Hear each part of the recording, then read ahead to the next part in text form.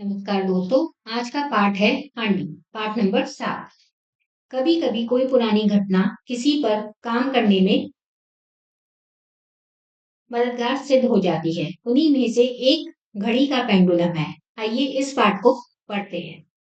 ये कहानी जो है घड़ी के पेंडुलम के ऊपर बताई गई है और एक पुरानी घटना जो किसी की मदद करने में सिद्ध हुई है। इटली के पीसा नगर के गिरजाघर का दृश्य। इटली में एक जगह है पीसा नगर, वहां पर गिरजाघर किसे कहते हैं? चर्च को। चर्च का ये दृश्य है। शाम हो रही थी। एक बालक गिरजाघर के बाहर सीढ़ियों पर बैठकर किसी की प्रतीक्षा कर रहा था। सामने सड़क पर बहुत से लोग आ जा रहे थे। उस बालक ने देखा कि एक व्यक्ति खाकी रंग के कपड़े पहने हाथ में तेल का पीपा लिए हुए वहां आया। शाम हो रही थी, शाम का वक्त था। एक बालक, एक बच्चा जो था वो चर्च के बाहर सीढ़ियों पर बैठा हुआ था और वह किसी की प्रतीक्षा कर रहा था, वह किसी का इंतजार कर रहा था। बहुत सारे लोग उसने आते जाते देखे। तभी उसने देखा एक व्यक्ति ने खाकी खाकी मतलब ब्राउन कलर का, भूरे रंग के कपड़े पहन रखे थे और उसके हाथ में एक तेल का पीपा था। पीपा क्या होता है? के डब्बे को हम पीपा कहते हैं। उस व्यक्ति के हाथ में एक तेल का पीपा था। वह सामने लगे लैंप पोस्ट के पास रुका। लैंप पोस्ट के ऊपर लटक रही हांडी को उसने खंभे से बंधी रस्सी के सहारे नीचे जमीन पर उतारा। वह व्यक्ति एक लैंप पोस्ट क्या होती है? एक खंभा जिसके ऊपर लैंप लगा होता है, जिसके ऊपर कोई बल्ब लगा होता है। वह वहां पर रुक गया।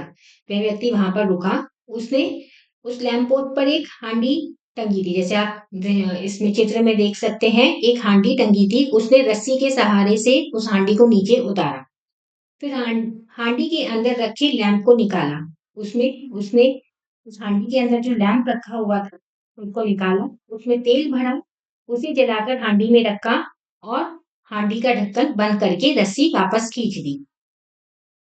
उसने वापस उसमें तेल डाला, तेल भरा, उसे जलाकर हांडी में रख दिया और वापस रस्सी खींचकर उसे हांडी जहां पर पहले थी वहां पर पहुंचा दी। हांडी फिर से लैंप पोस्ट के ऊपर लटकने लगी और चारों ओर रोशनी हो गई। जिससे क्या हुआ, अब वो लैंप का काम कर रही थी और वो लैंप पोस्ट पर लटकने लगी और चारों ओर रोशनी हो गई। चारों ओर उजाला हो गया। वह बालक देख रहा था कि हांडी लगातार हिल रही है। जितना वह एक तरफ हिलती उतना ही दूसरी तरफ भी हिलती है। अब उस बालक ने देखा, क्योंकि हवा चल रही थी, तो वह लगा जो हांडी थी वो लगातार हिल रही थी। जितना वह एक तरफ, मान लीजिए वह एक तरफ, दाई तरफ जितनी बार हिलती उतनी ही बाई तरफ भी हिलती। बालक ने हांडी के इस तरह हिलने को बड़े ध्यान से देखा। हांडी का हिलना उसे अच्छा लगा। इस घटना ने उस बालक के मन पर गहरी छाप छोड़ दी। बच्चों, उस बालक का नाम था गैलीलियो गैलीली। अब बालक ने इस हांडी को हिलने, जिस तरीके से हांडी हिल रही थी उस हिसाब से उसने बहुत ध्यान से उसे देखा और उसे वह चीज अच्छी लगी, जिससे उसके मन में गहरी छाप पड़ गई। और उस बालक का नाम था गैलीलियो गैलीली। गैलीलियो का जन्म पीसा नगर में 15 फरवरी 1564 को हुआ था। गैलीलियो कौन है? गैलीलियो ने जिन्होंने पेंडुलम का आविष्कार किया था। गैलीलियो का जन्म पीसा नगर में 15 फरवरी को हुआ था। गैलीलियो की प्रारंभिक शिक्षा फ्लोरेंस नगर में हुई थी। प्रारंभिक शिक्षा का मतलब प्राइमरी एजुकेशन, जो शुरू की कक्षा होती है, वो हुई थी फ्लोरेंस नगर में। जब गैलीलियो कुछ बड़े हुए तो उनकी पिता ने गरीबी के कारण उनकी पढ़ाई बीच में ही रोक दी। जब गैलीलियो कुछ बड़े हुए तो उनके पिता गरीब थे, तो इसलिए उनकी पढ़ाई बीच में ही रोकनी पड़ी। गैलीलियो को अपने पिता के साथ काम में हाथ बटाना पड़ा और जब पढ़ाई रुक गई तो उन्हें अपने पिता के साथ काम में हाथ बटाना पड़ा और अपने पिता के साथ काम में लगना पड़ा। कुछ रुपए कमाने के बाद गैलीलियो ने चिकित्सा विज्ञान पढ़ने के लिए पीसा विश्वविद्यालय में प्रवेश ले लिया। उसके बाद उन्होंने कुछ रुपए कमाए और फिर चिकित्सा विज्ञान पढ़ने के लिए, चिकित्सा विज्ञान मतलब मेडिकल साइंस पढ़ने के लिए पीसा की विश्वविद्यालय यूनिवर्सिटी में प्रवेश ले लिया, एडमिशन ले लिया। गैलीलियो बहुत प्रतिभावान थे। एक दिन एक कक्षा में रेखा गणित पढ़ाया जा रहा था। गैलीलियो उस कक्षा में जाकर बैठ गए और उन्होंने रेखा गणित गणित की पढ़ाई देखी। गैलीलियो बहुत प्रतिभावान मतलब बहुत होशियार थे और इंग्लिश में कहें तो बहुत टैलेंटेड थे। एक दिन उनकी क्लास में रेखा गणित मतलब ज्योमेट्री पढ़ाया जा रहा था। उस कक्षा में जाकर गैलीलियो बैठ गए और वहां पर उन्होंने वह पढ़ाई की। उन्हें यह विषय बहुत ही रोचक लगा। उन्हें इस सब्जेक्ट में उस विषय में रुचि आने लगी। गैलीलियो ने उसी क्षण निर्णय कर लिया कि वह अब चिकित्सा विज्ञान छोड़कर गणित और भौतिक विज्ञान पढ़ेंगे। अब गैलीलियो ने उसी पल, क्षण मतलब पल, ये डिसाइड कर लिया कि अब वह मेडिकल साइंस छोड़कर गणित मतलब मैथ्स और भौतिक विज्ञान पढ़ेंगे। उन्होंने पूरे वर्ष मन लगाकर पढ़ाई की, लेकिन उन्हें परीक्षा से पहले ही विश्वविद्यालय से निकाल दिया गया। इसका कारण यह था कि उन्होंने पूरी फीस जमा नहीं करवाई थी। गैलीलियो अपने फ्लोरेंस नगर लौट आए। उन्होंने पूरे साल मन लगाकर पढ़ाई की, पर क्योंकि वह फीस जमा नहीं कर पाए थे, इसलिए उन्हें यूनिवर्सिटी से विश्वविद्यालय से निकाल दिया गया था। उसके बाद वे अपने नगर फ्लोरेंस वापस लौट आए। एक दिन उन्हें बचपन में देखी हांडी वाली घटना याद आई। फिर उन्हें याद आया कि उन्होंने बचपन में एक हांडी देखी थी। उन्होंने सोचा कि लैंप की हांडी के उस तरह हिलने का कोई ना कोई वैज्ञानिक कारण अवश्य होगा। फिर उन्होंने सोचा कि लैंप जिस तरीके से हिल रहा था, लैंप की जो हांडी थी वो जिस तरीके से हिल रही थी कि दाई ओर भी उतना ही हिल रही थी और बाई ओर भी उतनी ही बार हिल रही थी, तो इसका मतलब इसके पीछे कोई वैज्ञानिक साइंटिफिक कारण जरूर होगा। यह कारण क्या होगा, यही तलाशते हुए गैलीलियो ने एक नई खोज की। इससे गैलीलियो को पूरी इटली में बड़ी प्रसिद्धि मिली। अपनी इस खोज में गैलीलियो ने बातें सिद्ध कर दी। अब वह हांडी किस साधन से हिल रही थी, तो गैलीलियो ने उसके लिए खोज की और इसी खोज के कारण उन्हें पूरी इटली में बहुत ज्यादा नाम मिला, बहुत ज्यादा वह प्रसिद्ध हुए। और इस खोज से उन्होंने दो बातें सिद्ध करी। पहली, यदि घड़ी में कोई चीज लटकाई जाए तो वह भी इसी तरह घड़ी की टिक टिक के साथ हिलती रहेगी। अब जब पेंडुलम की गति धीमी होने लगे तो इसका अर्थ है कि वह अब रुकने वाला है। उसके रखने का अर्थ है कि घड़ी में चाबी खत्म हो गई है, उसमें फिर से चाबी भरनी है। पहली कि अगर ये घड़ी में कोई चीज लटकाई जाए मतलब पेंडुलम लटकाया जाए, तो जितनी जैसे घड़ी टिक टिक करेगी वैसे वह पेंडुलम चलता रहेगा। और जब पेंडुलम धीरे चलने लगे तो इसका मतलब घड़ी की चाबी खत्म हो गई है और उसमें चाबी भरनी है। दूसरी बात ये सिद्ध की कि घड़ी की टिक टिक और नाड़ी की गति एक समान होती है। यह बात कोई भी हाथ से नाड़ी की गति को गिनकर घड़ी से मिलाकर जान सकता है।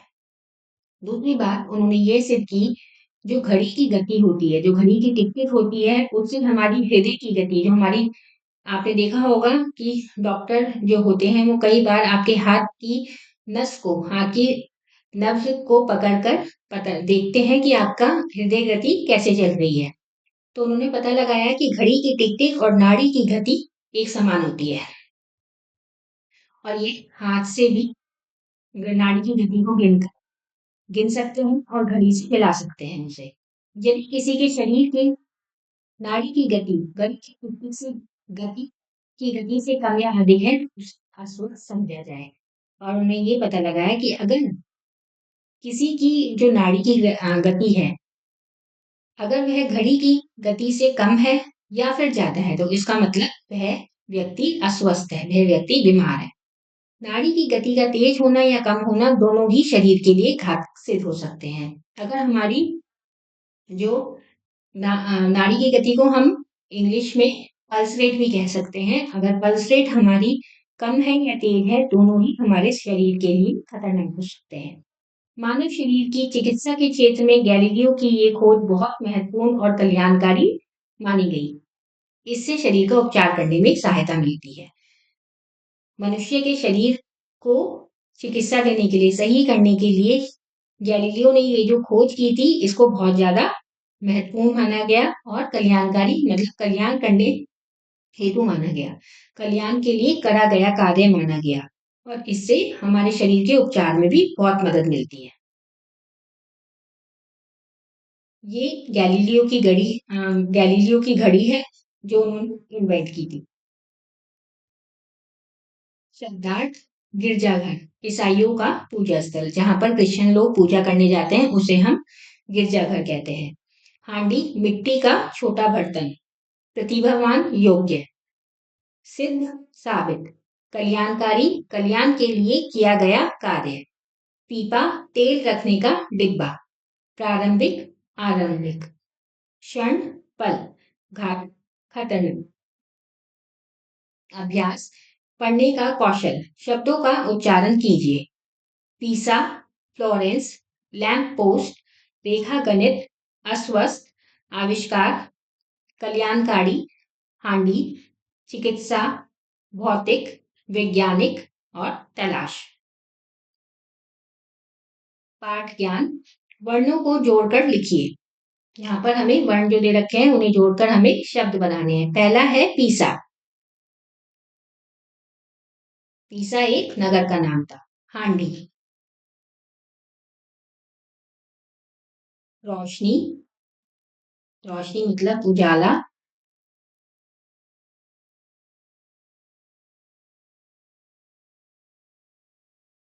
फ्लोरेंस,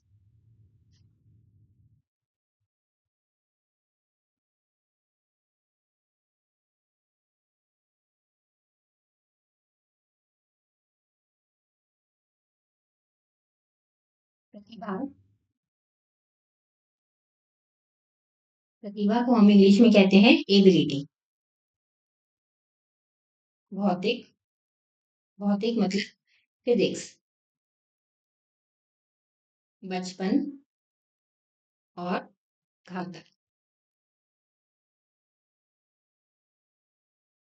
लेकिन दो सही उत्तर पर सही का चिन्ह लगाइए। व्यक्ति किस रंग के कपड़े पहना था? वह जो व्यक्ति था जो लैंप में तेल भरने आया था, उसने कौन से कलर के कपड़े पहन रखे थे? कौन से रंग के कपड़े पहन रखे थे? खाकी। लैंप पोस्ट के ऊपर लटक रही थी हांडी। गैलीलियो का जन्म पीसा नगर में हुआ था 15 फरवरी 1564 में। गैलीलियो की प्रारंभिक शिक्षा किस नगर में हुई थी? फ्लोरेंस में। प्रश्न 3, सही शब्द चुनकर रिक्त स्थानों की पूर्ति कीजिए। गिरजाघर कहाँ पर स्थित था? गिरजाघर पीसा नगर में स्थित था।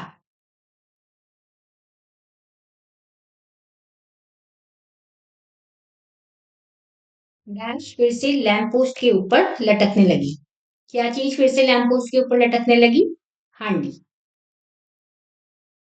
गैलीलियो की प्रारंभिक शिक्षा कहाँ पर हुई थी? फ्लोरेंस नगर।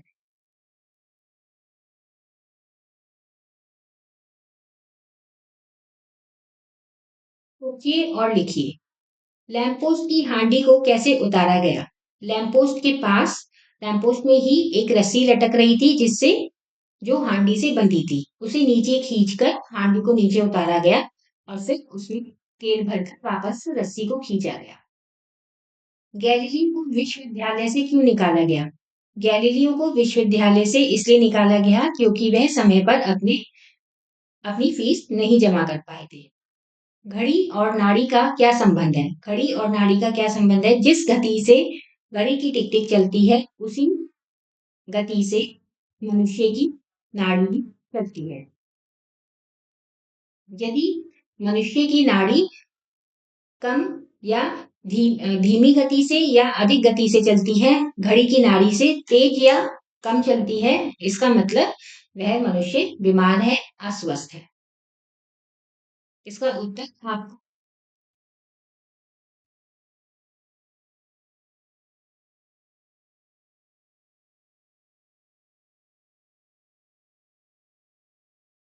से मिल जाएगा। घड़ी की टिक टिक और नाड़ी की गति एक समान होती है। यदि किसी के शरीर की नाड़ी की गति घड़ी की टिक टिक की गति से कम या अधिक है तो उसे अस्वस्थ समझा जाए। इसी के साथ ये पाठ यहाँ पर समाप्त होता है। धन्यवाद।